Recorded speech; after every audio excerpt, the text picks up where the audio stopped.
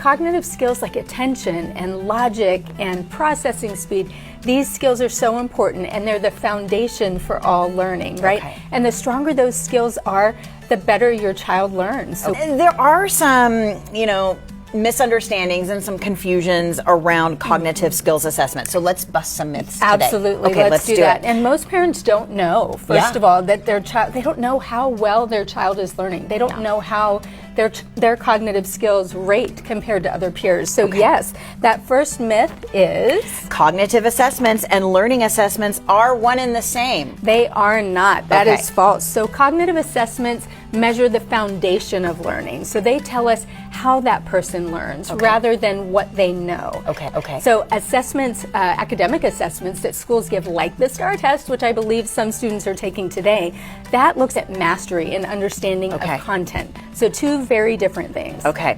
Our next myth, number 2, cognitive assessments only measure IQ. They do not. So there are a group of those skills when put together that tell us about IQ, but we can also really find out how that person learns. Okay.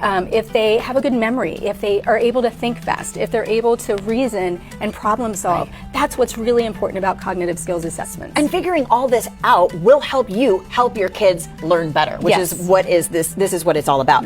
Number 3, assessments are only for students with learning disabilities. Not true at all. Okay. So anybody that wants to learn about their brain and how it works can do a cognitive skills assessment. All right, let's talk about this one. Assessment results are fixed and unchangeable. Is that true? That is not true. So Okay. we know that the brain can change. When the brain changes and you work on those cognitive skills intentionally with purposeful training, then those skills change, which means the outcome of the assessment changes. No, the brain is not fixed, it's malleable, it can change and improve. Okay, good to know. We can mold the brain. Our final question, cognitive skills assessments are invasive or stressful? Not at all. Okay. Matter of fact, I took one once and it was 5 hours long, but it Oh, was wow. like, Okay. it was intensive, but it was like playing a bunch of brain games. So Yeah. I thought it was cool.